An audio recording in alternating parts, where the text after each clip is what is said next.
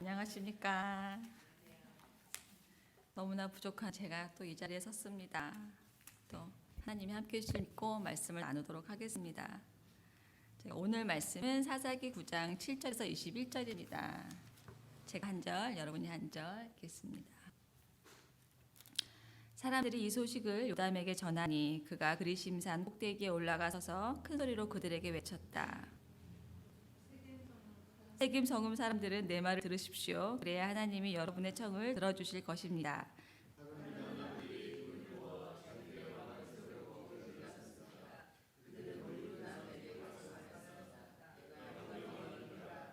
그러나 올리브나무는 그들에게 대답하였습니다. 내가 어찌 하나님과 사람을 영화롭게 하는 이 풍성한 기름 내는 일을 그만두고 다른 나무들 위에 날뛰겠느냐.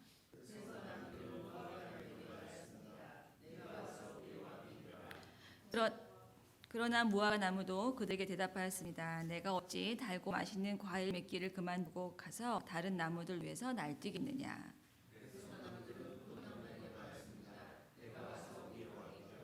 그러나 포도나무도 그들에게 대답하였습니다. 내가 어찌 하나님과 사람을 즐겁게 하는 포도주 내는 일을 그만두고 가서 다른 나무들 위해서 날뛰겠느냐.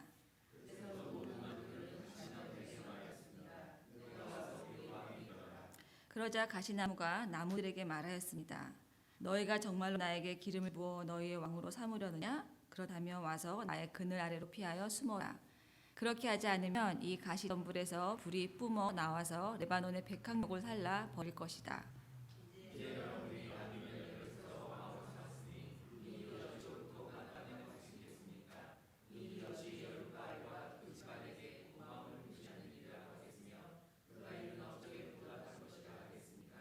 나의 아버지가 여러분을 살리려고 싸웠으며 생명을 잃을 위험을 무릅쓰고 여러분을 미디안 사람들의 손에서 구하여 내지 않았습니까?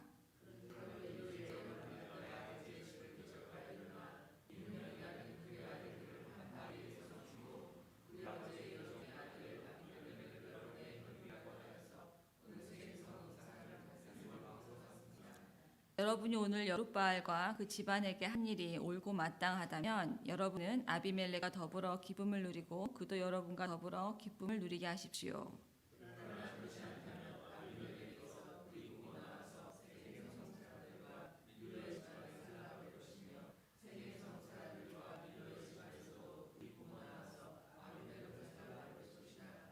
요담 도망하여 부엘로 가서 피하였다. 그는 자기의 형 아비멜렉이 두려워서 거기에 머물러 살았다. 아멘. 자, 드디어 그 기드온과 300용사로 유명한 기드온이 이제 죽고 어제 말씀에 그 기드온의 아들 아비멜렉이 이제 왕이 되었습니다. 그리고 이제 왕이 되기까지의 과정이 어제까지 말씀이 되어주고 있습니다. 그리고 오늘 그 기드온의 아들 중에서 그 살아남은 막내 아들 요담이 아비멜렉이 그 왕이 되었다는 소식을 듣고 세겜 사람들에게 외친 내용이 나오고 있습니다. 그리심산 꼭대기에서 큰 소리로 외쳤다고 나와 있습니다. 오늘의 제목은 요담의 우화와 저주입니다. 먼저 우화 많이 들어보셨죠? 이 우화는 동물이나 감정이 없는 나무나 돌들을 의인화하여 현실에서는 일어나기 힘든 신비로운 설정으로 사회 풍자 및 도덕적 교육, 그러니까 권선징악이라고 하는데 선은 선으로 악은 악으로 그걸 주기 위한 그런 목적으로 꾸며진 짧은 이야기라고 합니다. 그러면 오늘 이 요담이 말한 우화 속으로 한번 들어가 보시겠습니다. 이 하루는 나무들이 기름을 부어 그 나무들의 왕을 세우기 위해서 각각의 나무를 찾아가는 내용이 나오고 있습니다. 그 첫 번째는 올리브 나무, 감람나무라고도 합니다. 먼저 이 올리브 나무는요, 풍부한 열매, 기름을 수확할 수 있는 나무고요. 또 찾아보니 선한 행식을 또 상징한다고 합니다. 이 감람류는 성막과 지성물에 발라 거룩하게 구별될 때 사용되기도 하고요.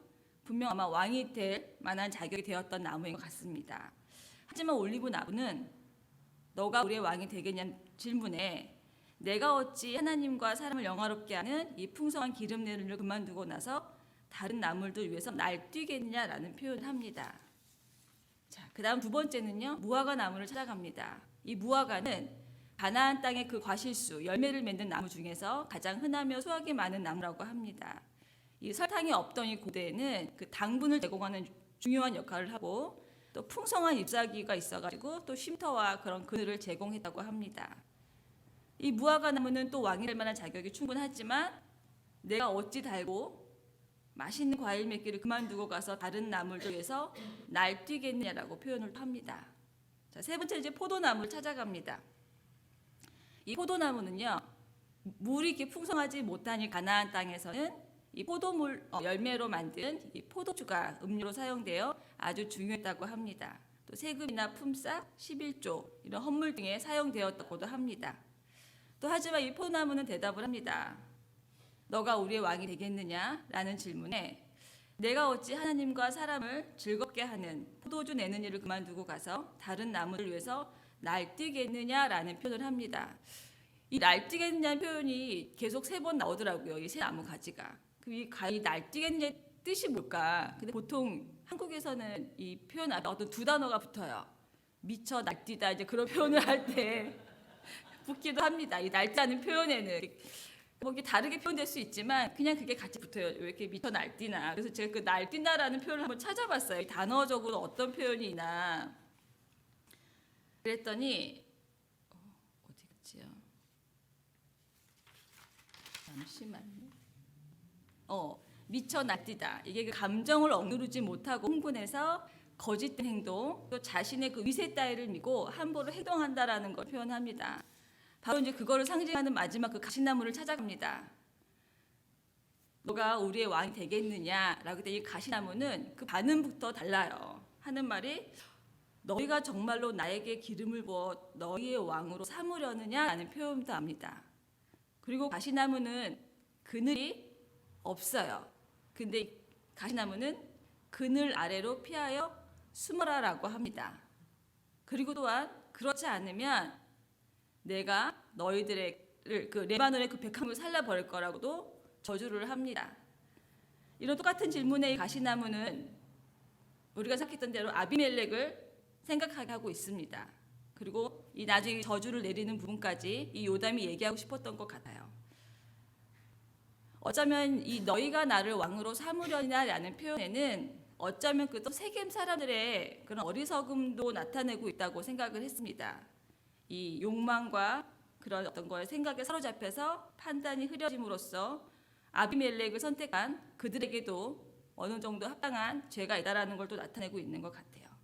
그리고 그렇게 선택한 아비멜렉으로 인해서 그로 인해서 고통을 받게 될 것이라고 얘기하고 있는 것 같습니다. 또한 이 가시나무는 찾아보니까 이걸 나타내는 의미들이 뭐가 있댔더니 불신앙, 심판, 고통, 거짓 선지자로 비유되기도 한다고 합니다. 그리고 정말 가시나무는 쉴만한 그런 휴식가권이 없습니다.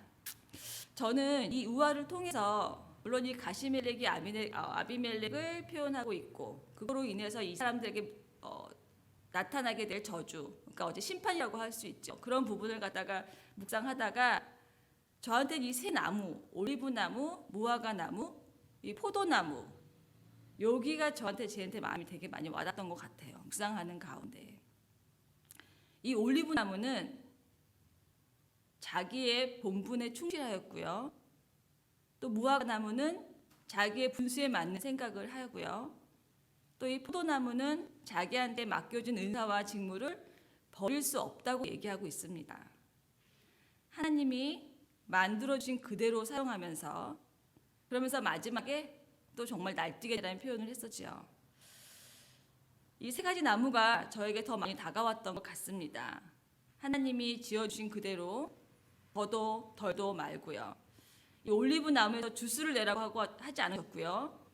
또 이 무화과 나무에서 오일을 내라고 하지 않으셨어요. 그리고 이 포도나무에게서 달콤함을 내라고도 하지 않으셨습니다. 꼭 맞게 사용되고 이 최선을 다하는 나무들의 모습이 저한테는 다가왔던 것 같아요. 나는 이것도 할 줄 알아 하는 그 교만한 마음이 아니라 정말 있는 그대로 주님이 주신 그대로라는 생각이 들었습니다. 하나님께서 한 사람 한 사람 지으실 때도 이렇게 지으셨을 것 같다는 생각을 했어요. 정말 여기 계신 모든 분들도 그렇고 또 저도 그렇고요.